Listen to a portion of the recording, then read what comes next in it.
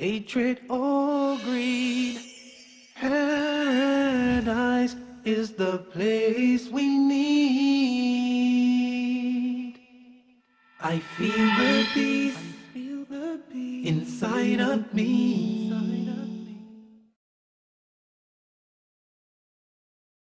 Greetings and peace. This is Dr. Laurence Brown welcoming you back to another episode of Interfaith Issues, where we discuss the issues of common interest to the three monotheistic Abrahamic faiths of Judaism, Christianity, and Islam.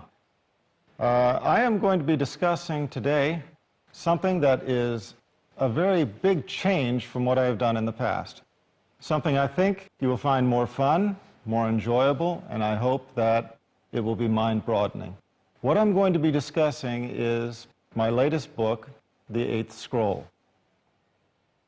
This is the book, and I have recently completed a series of radio interviews in America in which one of the very first questions I was asked regarding this book was a question I think a lot of people are interested to hear the answer to, and that is simply why I wrote this book.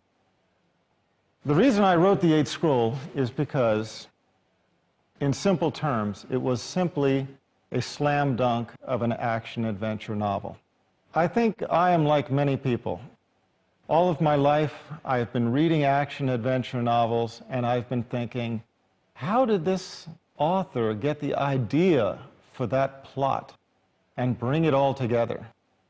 And I've always been looking for something that I felt I could write about in the same way. Well, I found it. I found it in the Dead Sea Scrolls and in the Palestinian-Israeli conflict. The Eighth Scroll captures these two very dynamic, very interesting, extremely controversial issues. The issues of the Dead Sea Scrolls and the Palestinian-Israeli conflict. The book starts by transporting the reader from ancient times to modern times, leading them from the Western society with which most familiar to the Middle Eastern society and the setting of the Holy Land. At the same time that it is transporting the reader not only through time, but across the globe, it is transporting the reader through different ideologies. You will find representatives of different countries, different faiths, and the expression of their cultures and their beliefs. But most of all, what you will find is a very dynamic action-adventure that simply makes for fun reading. Now, let me start by giving a little bit of a taste for the content of the Eighth Scroll. I'll start by pointing out that the Dead Sea Scrolls for most people are a mystery. Most people don't understand what the excitement is about the Dead Sea Scrolls. Okay, we found a bunch of old scrolls, they confirm books of the Old Testament, so what? Well, the important aspect of the Dead Sea Scrolls is that they were hidden away by a Jewish community believed to be the Essenes, but whoever it was does not really very much matter. What does matter is that the scrolls were hidden on or about the year 68 CE. Now that puts it about 30 years after the ministry of Jesus Christ. So the excitement about the Dead Sea Scrolls was the hope that they would tell us something about what was going on in Judea at that time. They were hidden away 30 years after the mission of Jesus Christ, so we were hoping that the Dead Sea Scrolls would shed some light on the early Jewish/Christian community. For the most part, that hope was frustrated. For the most part, the Dead Sea Scrolls did not shed much light. However, the Dead Sea Scrolls do speak of a teacher of righteousness who was opposed by a wicked priest, also known as the man of the lie, the man of scoffing, the man or the priest who made things easy.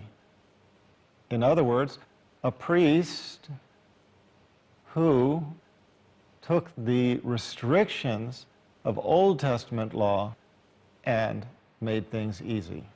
And what could be more easy than negating the laws? Interestingly enough, this is exactly what we find in the Bible. In the New Testament, we find, in the book of Matthew, we find Jesus Christ having said, "Do not think that I have come to change the law. I have not come but to fulfill." Well, Paul then took a very opposite stance. Paul basically denied the law.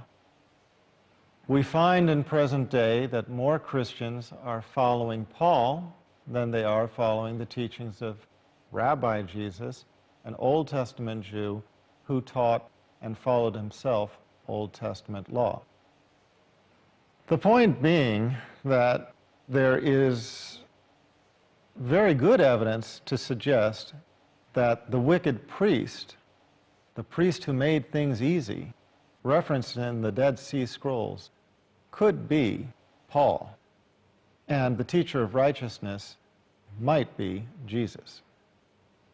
So, whether the teacher of righteousness was Jesus, James, or another of his disciples, somebody carrying on his teachings of righteousness, whether or not Paul was the wicked priest mentioned in the Dead Sea Scrolls, this is a very dynamic issue. But we have to consider some of the light that scholars have shed on this issue. The Dead Sea Scrolls Deception by Michael Bagent and Richard Lay states the following, quote, "Paul is in effect the first Christian heretic." Strong words. Paul is in effect the first Christian heretic, and his teachings, which become the foundation of later Christianity, are a flagrant deviation from the original or pure form extolled by the leadership. That is the book, The Dead Sea Scrolls Deception, their comment on this very issue. It has been pointed out that other scholars in the field believe that the Damascus document, one of the Dead Sea Scrolls, appears to document the excommunication of Paul from the early Christian community. Now, this is not a big surprise to scholars in the field who recognize the animosity between Paul and James, between Paul and Peter, between Paul and Barnabas. It is well documented in the New Testament that the disciples were in opposition to Paul. Read James. We find James condemning Paul in the strongest of terms in the language of that time and telling him to repent, which he does not completely succeed at doing. So these are huge controversies, but what we find is that this controversy, it threatens our lives, it threatens our religions, it threatens our salvation. So this is something to take seriously. Let me read you a quote from the Dead Sea Scrolls. Quote, "This concerns those who were unfaithful together with the liar, in that they did not listen to the word received by the teacher of righteousness from the mouth of God." The Damascus document, one of the Dead Sea Scrolls, reveals that the teacher of righteousness claimed to be the one through whom God would convey, quote, "the hidden things in which Israel had gone astray." Was this not Jesus' declared purpose? His reason for being? Was it not Jesus Christ who stated, quote, "He was not sent but to the lost sheep of the house of Israel"? And we find in the Dead Sea Scrolls saying, in very similar language, that the teacher of righteousness would convey the word of God, conveying, quote, "the hidden things in which Israel had gone astray." So, the eighth scroll places the reader smack dab in the middle of this controversy. At the same time, because the setting is the Holy Land, smack dab in the middle of the Palestinian-Israeli conflict.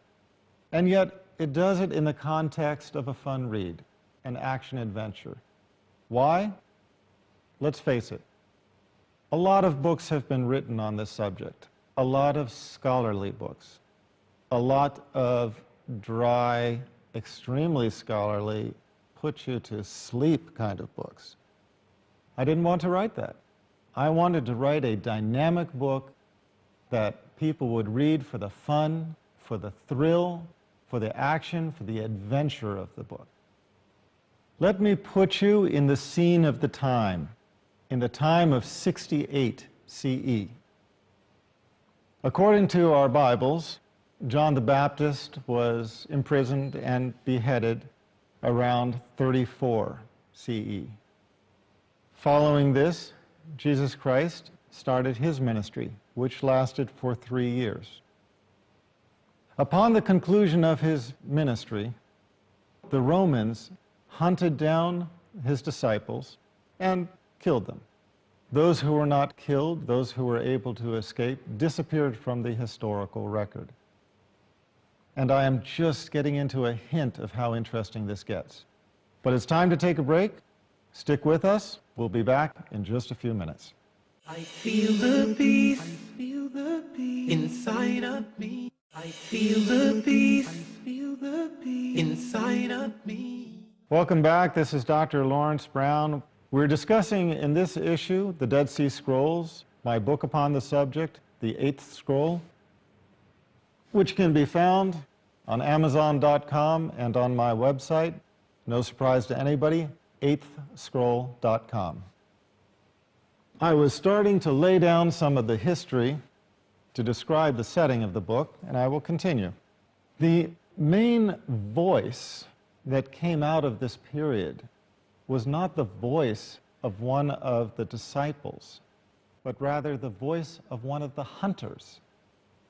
Paul, also known as Saul of Tarsus, but better known as the, quote, Apostle Paul, was a Pharisee. He was a member of the Jewish priestly class that Jesus Christ condemned. And yet, he was the main voice to have risen during this period as an expression of his view of Christianity. On the basis of Paul's alleged vision and alleged conversion, he set about conveying his view of Jesus' teachings. Nonetheless, the Romans eventually caught up with Paul, imprisoned him around 61 CE. Notice we're getting closer to 68 CE, which is when the story of the Eighth Scroll starts. We presume that the Romans executed him. This has never been proven, but that is the story most commonly told. Now, none of this history makes the year 68 any more interesting than the year 60 or the year 55. But what does make 68 interesting was Nero's death. Nero was the fifth and last Roman emperor in the Julio-Claudian dynasty. He had spent 14 years establishing for himself the most notorious record of any Roman emperor.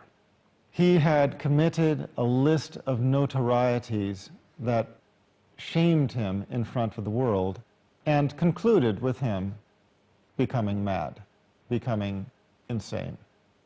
Now, we should not be too surprised that this happened with Nero.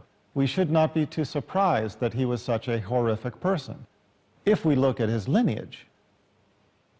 His mother was the sister of Caligula. Not only that, but she had unusually close ties with her brother, Caligula. Everybody knows how horrific Caligula was. Many people know that it was a common practice during the Roman Empire for the emperors and their sisters to know each other, how can I say it, extremely well. Incest among the emperors was not uncommon. It was considered a preservation of the pure blood of the aristocracy. There's every reason to suspect that Nero was the product of incest, that his father was Caligula, also known for the horrific character he was. So it should not surprise us that Nero himself became a horrific character. His mother, Agrippina, had some ambitions of her own, but Nero defended his throne to the point where he killed off every possible descendant, including his mother, including his adoptive brother. When his mother knew that her assassin was killing her on the orders of her son, she told her assassin to stab her where? In her womb. In her womb, as punishment for that womb having borne her wicked son Nero.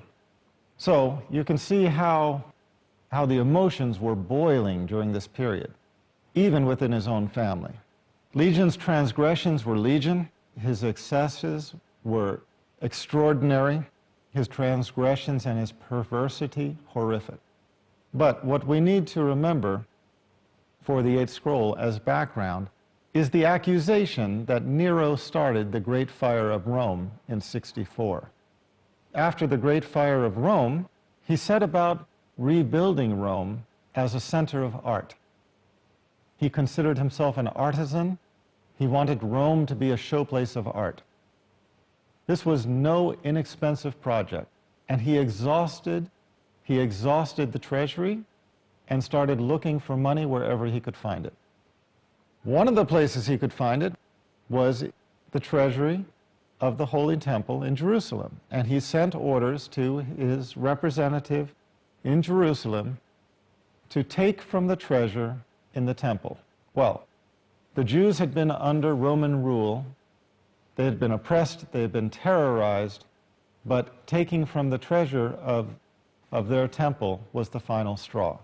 In 66, the Jews revolted, and they started the Jewish rebellion against Roman rule. The Jewish rebellion lasted from 66 until 70, when the Jewish temple was destroyed and Jerusalem was taken over by the Romans. And it even continued after that until the year 73, which is when the infamous Battle of Masada occurred. For most historians, they place the battle from 66 to 70. Now we're right in the period of 68, when the story starts. What happened in this period was that Nero sent Vespasian, a battle-hardened general, to sweep through the Holy Land and subjugate it. And that's exactly what he did. Every town he came upon, he demanded their submission to the Roman Empire, and if they did not submit, he destroyed them utterly. Killed the men, raped and subjugated the women, imprisoned them along with their children, and sold them as slaves. Cut down all of the fruit-bearing trees, burned the village and the crops, and sowed salt into the fields so that they could not bear a crop again. Utterly destroyed any population who would not submit. And one of the populations that was destroyed were the keepers of the Dead Sea Scrolls. Now, we can only speculate as to what happened in this time, but it appears that at least some of the scrolls were hidden away in the caves close to the area in which this Jewish community lived. And it is those scrolls that were preserved until their discovery in 1947 as the Dead Sea Scrolls. Now, there's a great deal more drama, there's a great deal more dynamics to this story, and as you get into it, you will understand it as you go. But that is the basic background setting. So 68 was a very interesting year. On one hand, you had the Roman Empire trying to gain money for its treasury. On the other hand, you have the same Roman Empire thrown into turmoil. Because one thing I didn't mention is that after Nero set this ball into motion, he became insane, he was thrown out, and he lost his position as emperor and committed suicide. This threw the Roman Empire into upheaval. Over the next year, 4 different emperors tried to sit the throne, and only one was able to hold it. And that was the returning Vespasian, victorious from his battles in the Holy Land. But at the same time that the Roman Empire was in upheaval, searching for an emperor, searching for guidance within their own empire, the Jews were in rebellion not only against the Romans, but against one another. You had different groups among the Jews. You had extremists, you had the Sadducees, you had the Pharisees. You had even some professional assassins, which were kind of the ninjas of the Jewish world. And these actions were working against one another, trying to develop a supremacy within the Jewish population.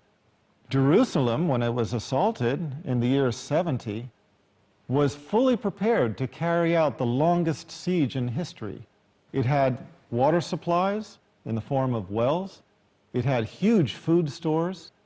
It was a walled enclave which could have held out for who knows how long. But in order to force the population to battle, the extremists among them set fire to the food stores. Once the food stores were gone, by the force of starvation, the Jews of Jerusalem were forced to take the battle outside the walls of Jerusalem to the Romans, and this precipitated the fall of Jerusalem. In the middle of all of this, we have the keepers of the scrolls fighting for their own survival and fighting for the preservation of the message that they held as holy in the form of the scrolls that they were charged to preserve. And it is the story of the preservation of those scrolls, the bringing of those scrolls to light, and most particularly of one scroll, a fictional scroll whose content was so controversial that when found, it could not be revealed. And that is the setting of the 8th scroll. Now, I hope to come back in another episode and give you a taste of the book in the form of a reading, but we'll have to save that for next time. For now, this is Dr. Laurence Brown concluding another episode of Interfaith Issues. Until next time, peace. Where are we going in this world of woe? So much suffering and misery.